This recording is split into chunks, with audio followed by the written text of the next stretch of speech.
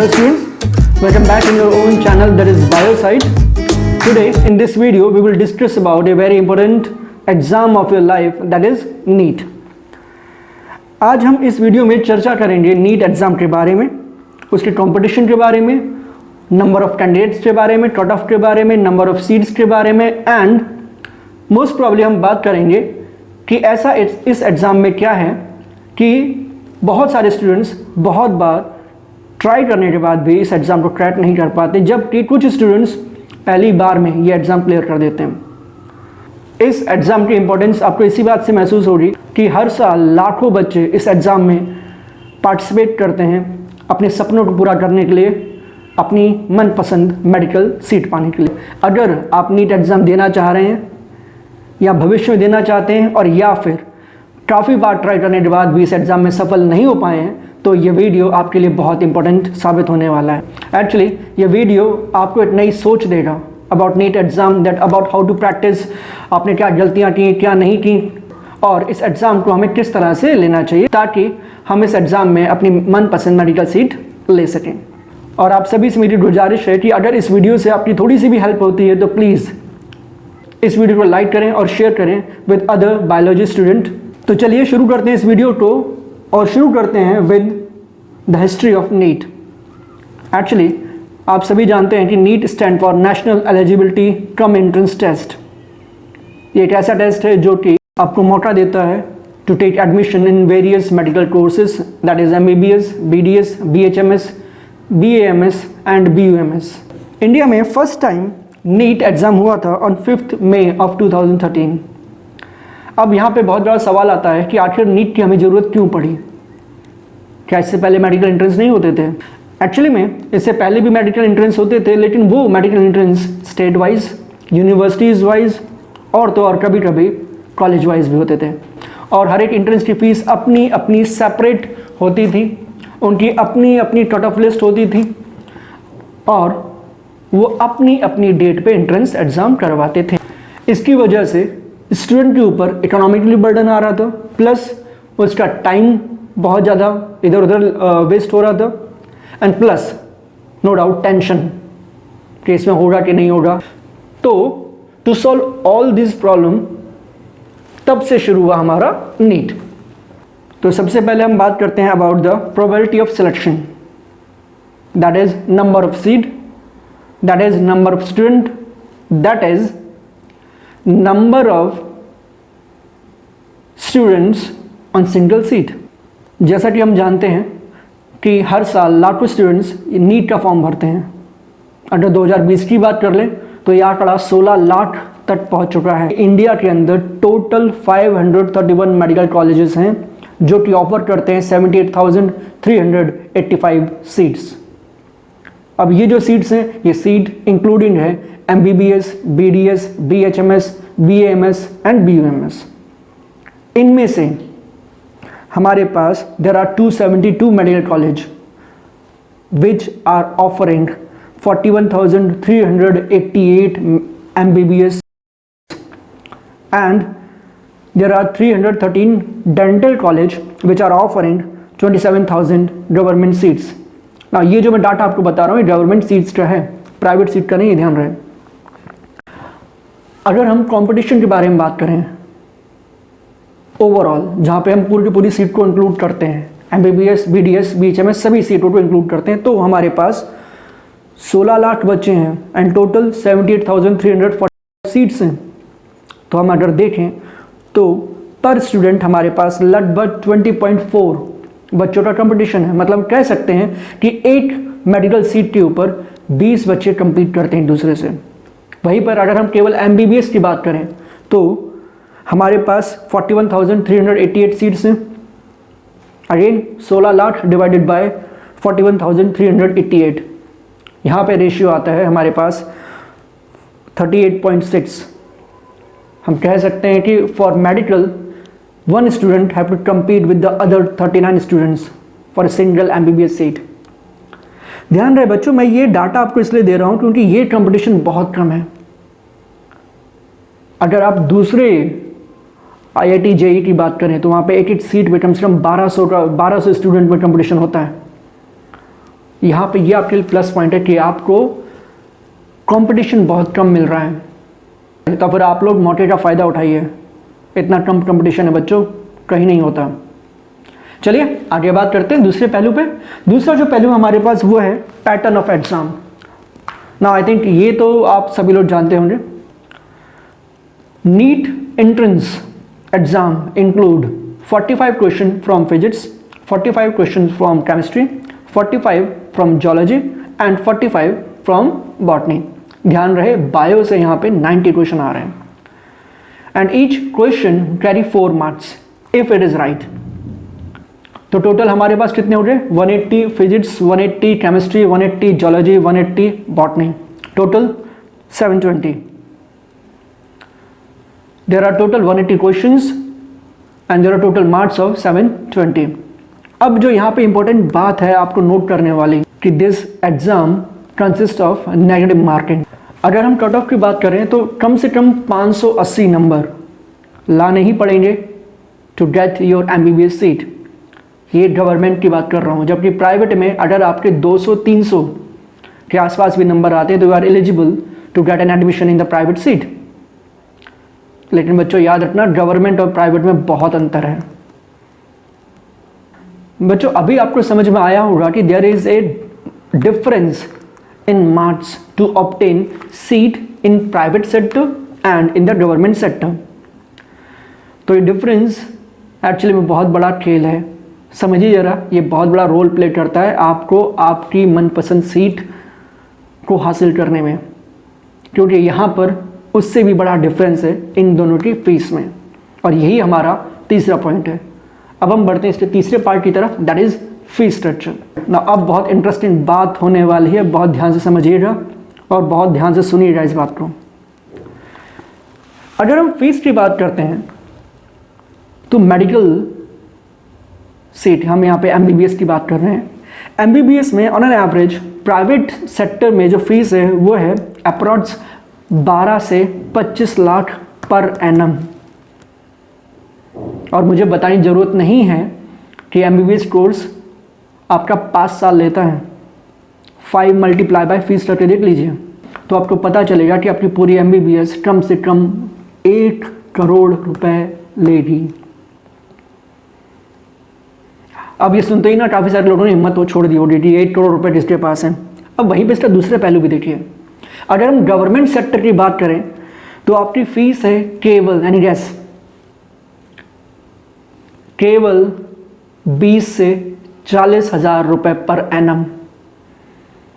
That is आपकी पूरी की पूरी MBBS पूरी हो जाएगी in a minimum fees of 2 lakh only. बच्चों डिफरेंस देखो, प्राइवेट में MBBS खर्चा कितना, लगभग 1 करोड़, और वहीं गवर्नमेंट में कितना, मात्र 2 लाख। बहुत आराम से, ये केवल फीस की बात हो रही है।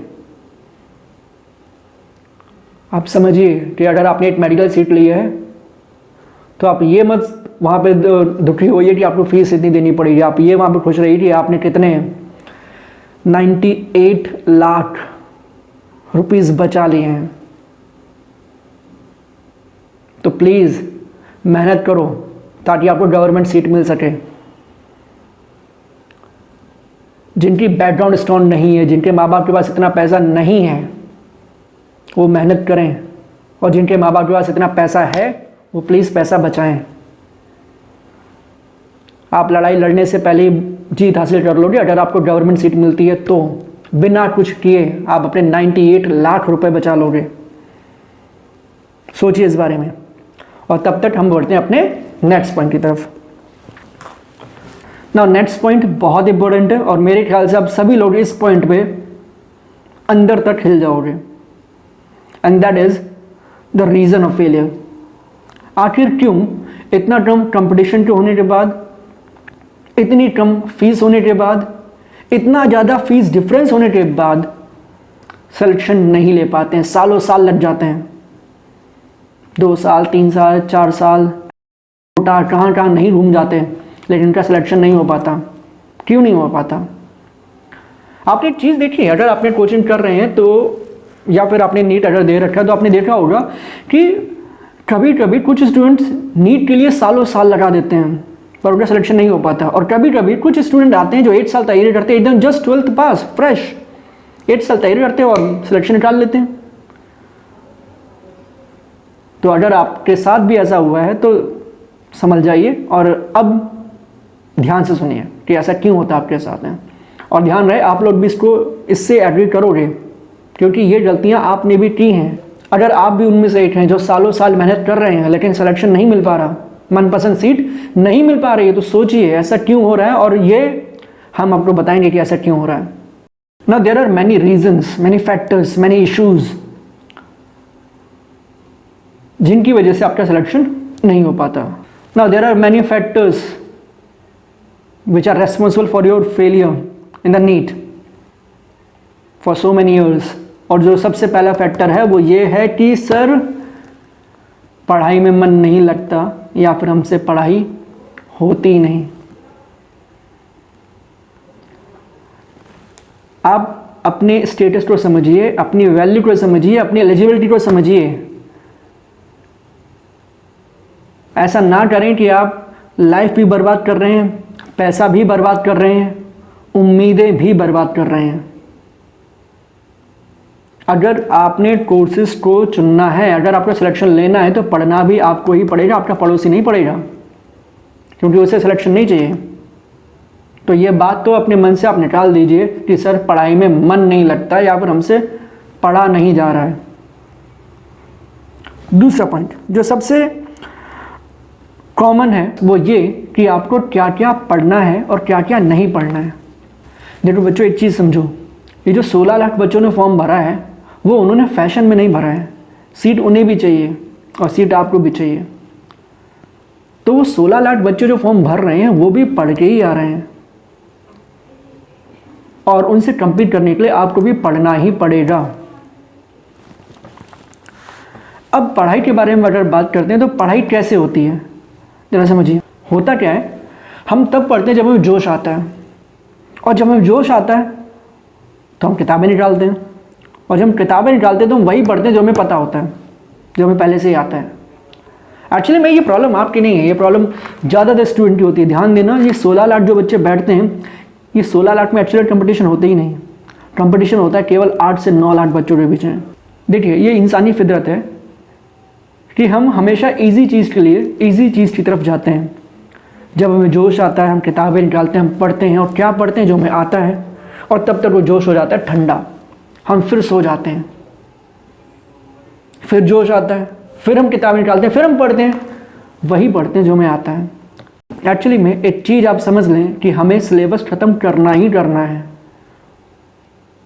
तो you have to move to the topic, to the next topic, to the next topic.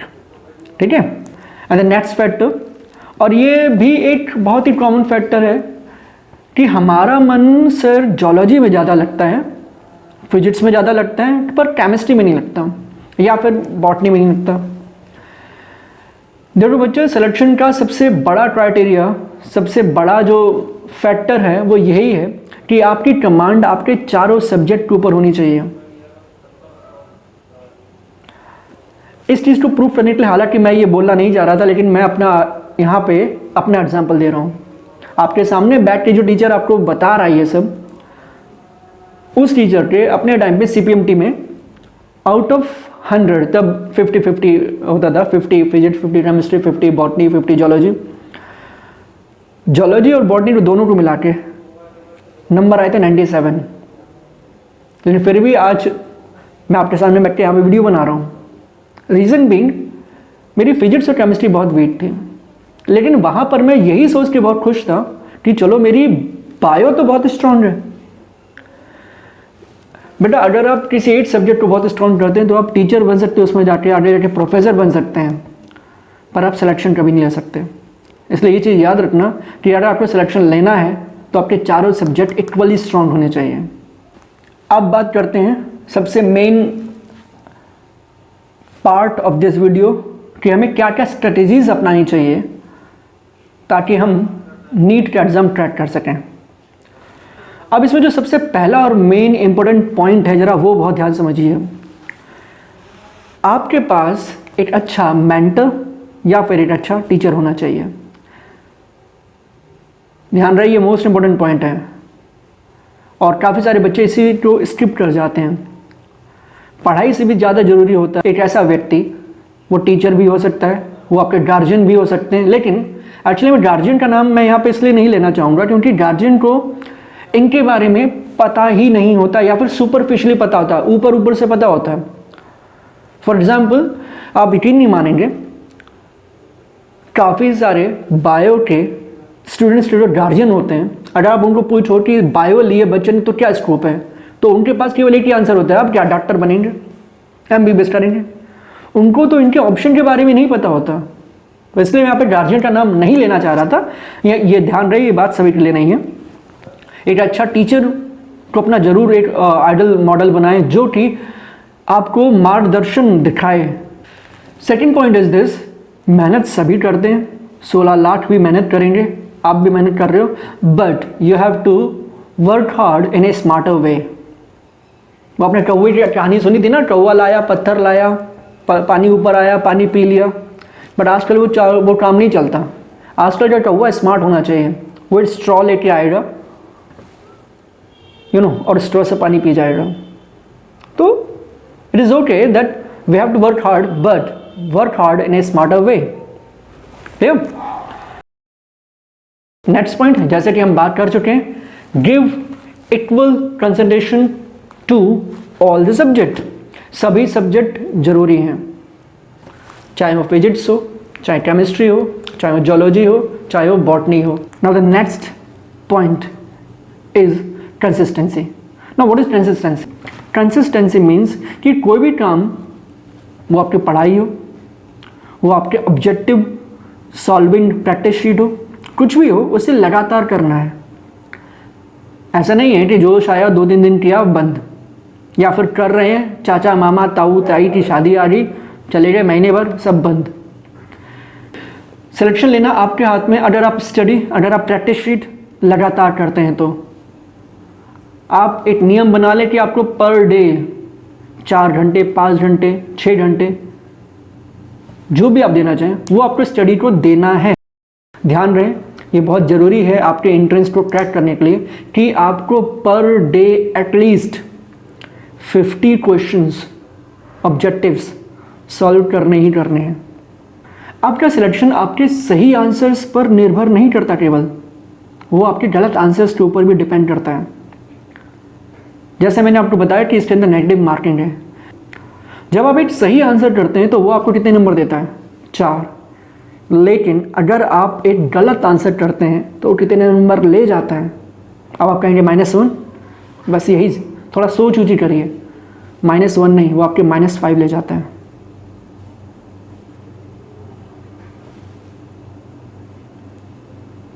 समझ में आ रही कुछ बात? ध्यान देना, सिलेक्शन लेना है तो हंसी मजाक के खेल नहीं है। आप केवल उसी आंसर को टिक करिए जो आपको पता है कि ये आंसर सही है। वहाँ पे काफ़ी सारे बच्चे क्या करते हैं, 4 पर्ची बना लेते हैं ए, या फिर वो ये देखते हैं ABCD आके बनकर कर देते हैं। ध्यान देना, माइनस तक में नंबर चले जाते हैं। किस्मत ज़रूरी होती है पर किस्मत सबकी नहीं होती है, और किस्मत लंबी दौड़ में साथ नहीं देती है। तो you have to very conscious about your answers. अब सवाल आता है कि सर ये जो माइनस है ना, इसे हम कैसे रोकें?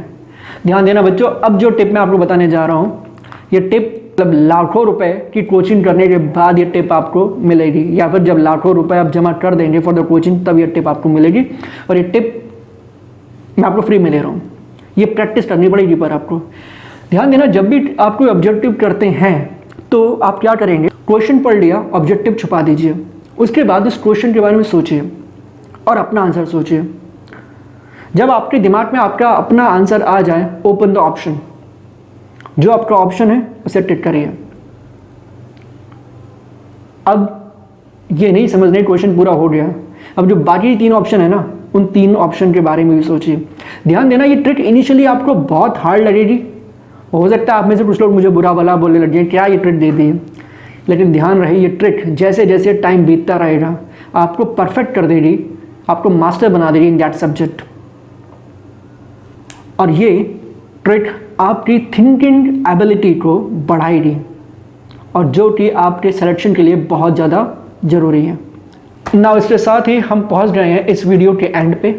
आई होप इस वीडियो में जो भी बताया गया आपको, जिस तरह से आपको समझाया गया, वो सब आपको हेल्प करेगा to make your planner, to make your strategy to crack the NEET exam. आप लोग एक बात हमेशा ध्यान रखें कि आपके और आपके सक्सेस के बीच में बहुत सारे रीजंस हो सकते हैं, बहुत सारी मुश्किलें हो सकती हैं, पर आपको उन मुश्किलों पे ध्यान नहीं देना है। आपको किसी एक रीज़न पे ध्यान देना है जिसकी वजह से आप सक्सेसफुल हो सकें। अगर आपको और भी कुछ हेल्प चाहिए हो, टिप्स चाहिए हो, तो प्लीज़ आप कमेंट कर सकते हैं मुझे। अगर आपको इस वीडियो से कोई भी बेनिफिट मिले, कोई भी ऐसी इंफॉर्मेशन मिल रही है जो कि आपको हेल्प करेगी to make your strategy, to make your planner, तो प्लीज़ इस वीडियो को शेयर करिए और इस चैनल को सब्सक्राइब करिए। Thank you.